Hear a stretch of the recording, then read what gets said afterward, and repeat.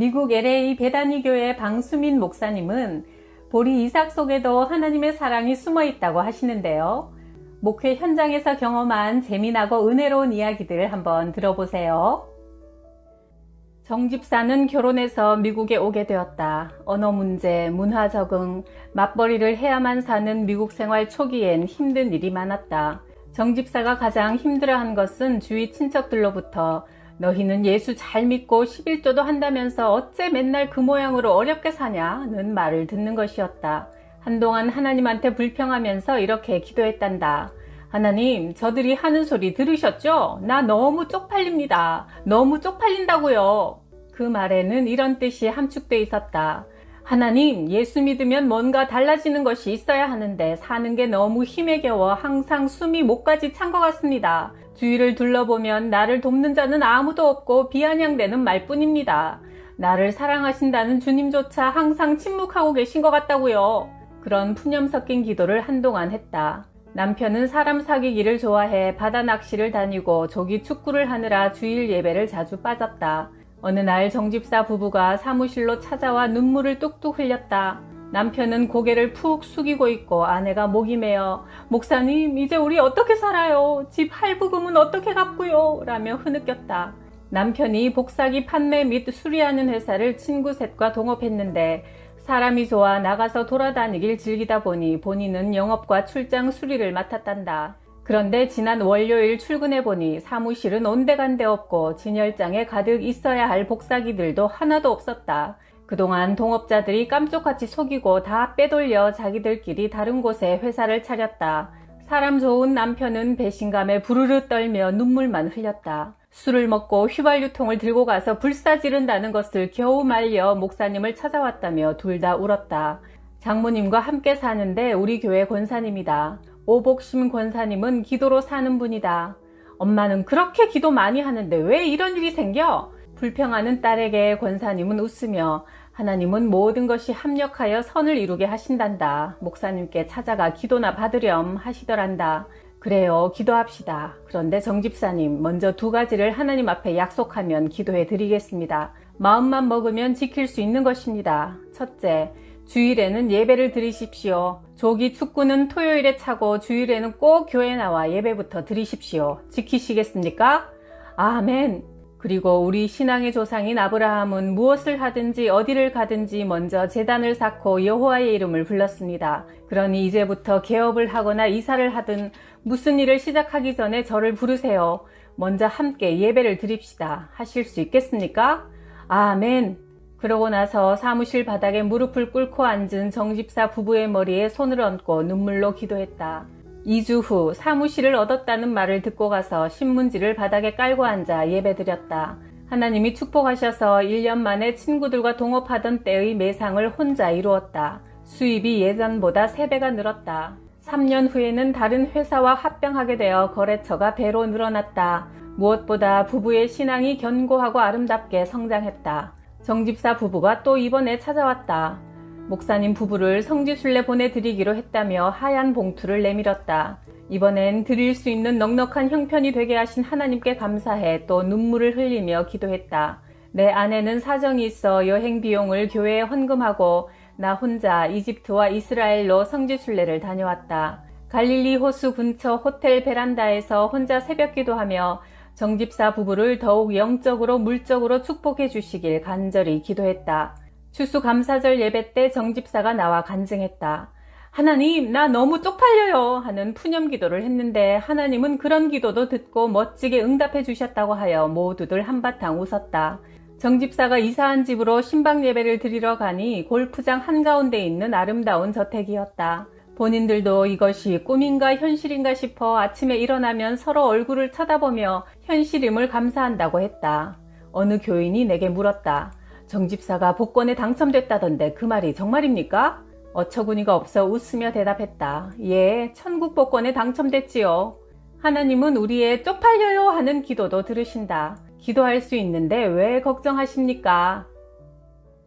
신학교 다니던 시절 어금니가 아팠다. 가난한 신학생 형편으로 치과에 갈 엄두가 나지 않았다. 치과에 가면 치료비가 많이 든다는데 아픈 뺨에 손을 대고 예수의 이름으로 명하노니 통증아 물러갈지어다 간절히 기도했지만 전혀 낫지 않았다. 며칠을 기도하다가 왜 내가 이러고 있지? 치과 가면 간단할 일을 아무렴 하나님이 필요한 치료비를 안 주시겠는가 하는 믿음이 생겼다. 아는 분의 소개로 예수 잘 믿으시는 의사를 찾아갔다. 아내는 사랑니 2개를 뽑고 나는 잇몸 치료를 했다.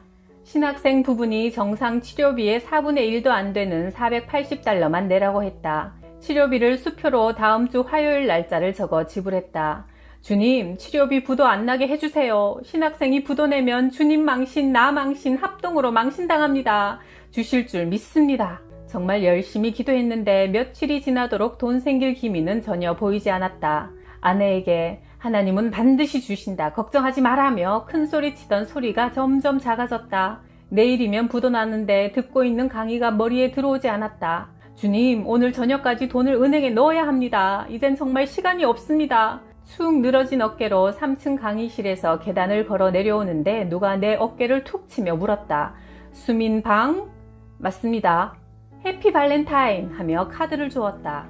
같이 강의를 한번 들은 적이 있는 중국인 목사였다. 그러고 보니 요즘 발렌타인이라고 연인끼리 초콜릿도 주고 카드도 주고 받는다니 얼떨결에 받았다.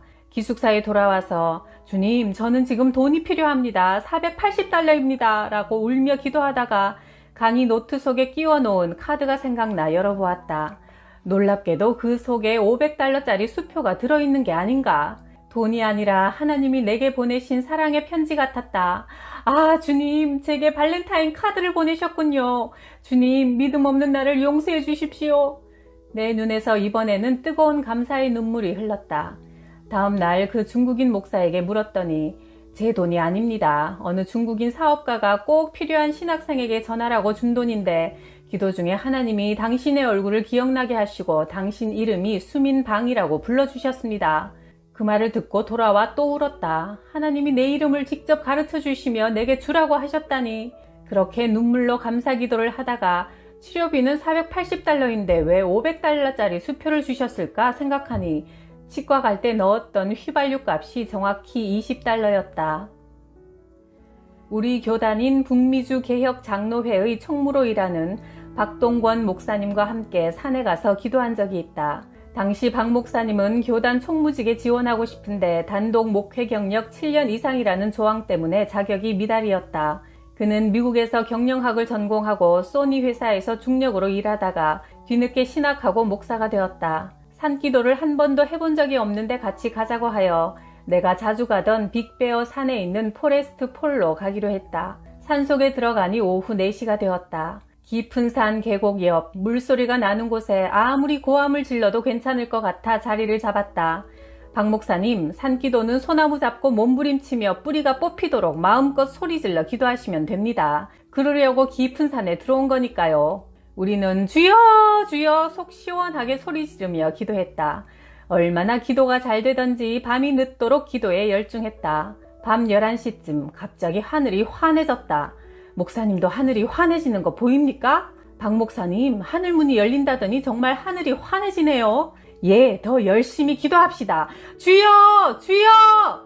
온몸을 흔들어가며 목이 터져라 기도했더니 몸에서 땀이 흘렀다. 잠시 후 영어로 중얼거리는 소리가 들려왔다. 아, 드디어 천사가 오는가 보다. 주여! 주여! 그러다가 내 눈앞이 너무 환해져 눈이 부셔서 자세히 눈을 떠보니 누군가 밝은 플래시를 내게 정면으로 비추고 있는 게 아닌가. 놀라서 벌떡 일어서며 누구요? 하니 우리는 소방관 인명구조대입니다. 산 밑에 주택가 주민들이 산에서 사람의 비명소리가 들린다고 신고하여 구조하러 왔습니다. 무엇을 하고 있습니까? 소방관 복장을 한 백인 6명이 이상하다는 듯 우리를 쳐다보았다. 우리는 목사들인데 이곳에서 기도하고 있었습니다. 계곡이 깊고 물소리 때문에 기도소리가 안 들릴 줄 알았는데 죄송합니다. 그만 김이 새어 기도를 멈추고 말았다. 성령의 불을 달라고 목이 터져라 기도했는데 거꾸로 기도불을 끄겠다며 소방대원들이 달려왔으니 말이다. 산을 내려오면서 박 목사님이 내게 물었다. 하나님이 그래도 우리 기도를 들으셨겠지요? 물론이죠. 저 아래 도시 주민들도 듣고 소방대원도 듣고 달려왔는데 아무렴 하나님이 못 들으셨겠습니까? 우리 하나님이 귀가 얼마나 밝으신데요. 결국 그 산기도는 응답되어 박 목사님은 많은 자격 있는 경쟁자들을 물리치고 하나님의 은혜로 교단 총무가 되었다. 그 기도를 통해 하나님은 우리 기도를 다 듣고 계신다는 사실을 다시 한번 깨달았다. 어느 수요 예배 때 막달라 마리아에 대한 설교를 했다. 마리아는 예수님의 몸에 향유를 바르려고 새벽 미명에 무덤에 찾아갔습니다. 마리아는 그때 부활하신 예수님을 제일 먼저 만나는 복을 누렸습니다. 예수님의 몸에 향유를 바르는 아름다운 믿음이 있기를 축복합니다. 성도들이 아멘으로 화답했다. 예배가 끝난 후 샌드라 신집사가 와서 물었다. 막달라 마리아는 예수님 몸에 향유를 부으러 갔는데 우리는 어디에 부으면 됩니까? 갑작스런 질문에 잠시 생각하다가 교회가 주님의 몸이니 교회에 부으시면 됩니다 라고 대답했다. 그러자 신집사는 매주 토요일이면 아이 4명과 남편 전부 6 식구가 교회에 와서 청소했다. 특히 강대상을 예수님의 발에 향유를 붓듯 기름을 바르고 윤기를 낸다며 얼마나 닦았는지 눈이 부실 정도로 반짝였다. 신집사의 큰딸 루디아가 초등학생이었는데 걸레와 빗자루를 들고 다니며 어머니를 따라 청소했다. 나는 그 아름다운 모습을 보면서 아이들이 어머니의 신앙을 본받게 해달라고 청소가 끝나면 식구들을 모아놓고 축복 기도를 해주었다. 큰딸은 고등학교 때 전교 1등으로 졸업해 졸업 연설을 하고 버클리 대학에 들어가 열심히 공부하고 있다. 신집사는 처음 우리가 만나 교회를 개척할 때는 가진 것이 없었지만 이제는 큰 사업을 운영한다. 하나님이 하신 일이라고 우리는 입을 모아 감사드린다. 그리스도인의 축복은 교회를 통해 온다고 나는 굳게 믿는다. 교회를 사랑하는 것이 주님을 사랑하는 방법이다. 평신도 시절 전도 훈련을 받을 때 3명이 한 팀이 되어 예수 믿지 않는 사람을 직접 찾아가 전도했다. 그날 우리 팀이 받은 전도 대상자는 1시간이 넘게 걸리는 산타에나시에 살고 있었다. 전도하고 다시 교회로 돌아와 보고하면 밤 12시 안으로 집에 들어가긴 틀렸다. 피곤이 몰려오며 마음이 무거웠지만 힘을 내어 찾아가니 그의 아내가 복음을 제대로 모르는 남편을 전도 대상자로 이름을 적어 제출한 것이었다. 보기에 착하고 성실해 보이는 30대 초반의 남자였다. 30분 정도 복음을 전하니 진지하게 듣더니 예수님을 영접하겠다며 무릎을 꿇었다. 감격해서 함께 눈물을 흘리며 영접 기도를 했다. 그는 예수님을 주인으로 영접한 후 기뻐서 환하게 웃었다. 집으로 돌아오는데 기분이 좋아 전혀 피곤하지 않았다. 며칠 뒤 주일 예배 후 친교 시간에 검은 드레스를 입고 울고 서 있는 젊은 여인에게 여러 사람이 빙 둘러서서 위로하는 모습이 보였다. 어디서 본 듯한 여인이라 자세히 보니 바로 지난 주중에 전도하러 갔던 집에 바로 그 아내였다. 전도받은 남편이 다음 날 아침에 출근하다가 교통사고로 세상을 떠났다는 것이다. 세상에, 내가 그날 피곤하고 바쁘다며 핑계를 대고 전도하러 가지 않았더라면 나는 평생 후회할 뻔했다. 바로 지금 하나님의 아들인 예수 그리스도가 당신의 죄를 대신 지고 십자가에서 죽으시고 다시 부활하셨다는 사실을 인정하고 받아들여 영생의 선물을 받으시길 바란다. 베다니 교회를 막 개척했을 때 정장로님의 외아들 정집사는 바쁜 중에도 전도하러 가자고 하면 무조건 따라 나서는 신실한 사람이었다. 그는 당시 30대 중반인데 사업체가 날로 성장해 자체 건물을 갖게 되었다. 가난한 개척교회에서 그의 헌신적인 봉사와 헌금이 절대적인 힘이 되었다.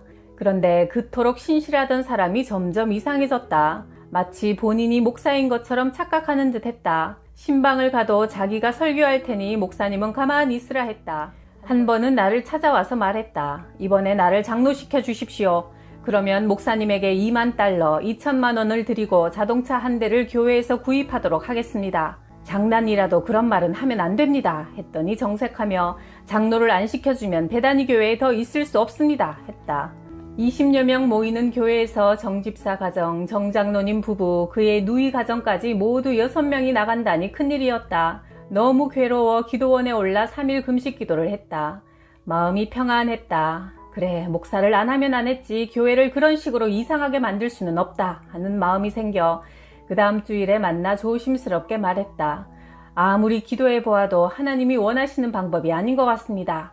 정집사는 안색이 변해 알았다며 돌아섰다. 그러자 그의 아버지 정장로님이 목사가 속 좁게 군다며 화를 냈다. 너무 기가 꽉 막혀 그날부터 탄식의 기도를 드렸다. 하나님, 왜 나만 목사가 되어 이런 고통을 당해야 합니까? 저 장로님 아들도 나처럼 목사로 만들어 주십시오. 기도 같지도 않은 무식한 기도로 밤을 새웠다. 그 가족을 몇 번이나 만나 설득했지만 결국 모두 교회를 떠나게 되었다. 이 일을 통해 목회는 사람을 의지하면 안 된다는 것을 철저히 배웠다. 새벽 기도 중 내 마음속에 주님의 음성처럼 들려오는 생각이 있었다. 나이 많은 장로를 아버지처럼 여겨라. 그러고 보니 그래도 개척 초기에 힘이 되어주신 참 고마운 분들이었다. 그래서 장로님을 따로 만나 그동안 수고하셨다고 감사하다는 말을 전하고 식사를 대접한 후 양복을 한 벌 선물해 드렸다. 그러자 정 장로님이 방수민 목사는 참 좋은 목사라고 말씀한다는 소문이 들려왔다.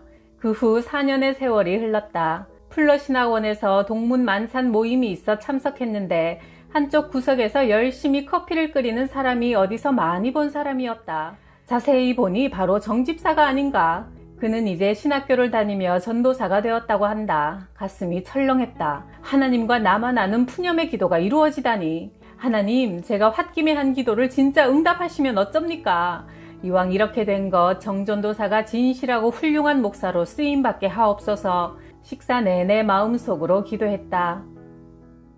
교회를 새로운 건물로 이사한 후 전화공사를 해야 했다. 교인의 남편이 기술이 있어 그에게 일을 맡겼다. 그런데 며칠 후 사람들로부터 그가 목사를 심하게 욕하며 아내와 아이들이 교회에 열심히 다니는데 교회가 싫어서 불을 지르겠다고 고함을 지르며 가족들을 핍박한다는 말을 들었다. 저 영혼이 어떻게 되려고 저러는가 걱정이 되어 그 상한 심령을 위해 기도만 했다. 그는 소아마비로 한쪽 발을 못 쓰는 장애인이라 남모르게 받은 상처가 많아서 그러려니 이해하려고 애썼다. 그 무렵 교회에서 미니 밴을 구입해 중고등부 아이들을 데려다 주는데 사용했는데 어느 날인가 내 책상에 두었던 자동차 열쇠가 보이지 않았다. 흘릴 만한 곳은 다 찾아도 없어 할 수 없이 $100나 주고 다시 열쇠 하나를 만들었다. 몇 년이 지난 어느 날 그의 아내가 와서 하는 말이 경제적으로 어려워져 결국 집을 팔고 이사하는데 못 보던 자동차 열쇠가 나와서 남편에게 어디서 난 거냐고 물었더니 목사님의 자동차 열쇠라고 했다는 것이다. 전화 공사할 때 사무실 책상 위에 있는 열쇠를 보고 목사가 새 차를 타는 것이 화가 나서 감추어 놓았던 것이라며 열쇠를 돌려주었다. 참으로 어처구니가 없었다. 자꾸 억울한 마음이 들어 그 마음을 삭히느라 하나님 앞에 엎드려 기도했다. 하나님 들으셨죠? 제가 교회 차 타는 것도 꼴보기 싫어 골탕을 먹였답니다. 열쇠를 앞에 놓고 하나님 보셨지요? 라고만 했다.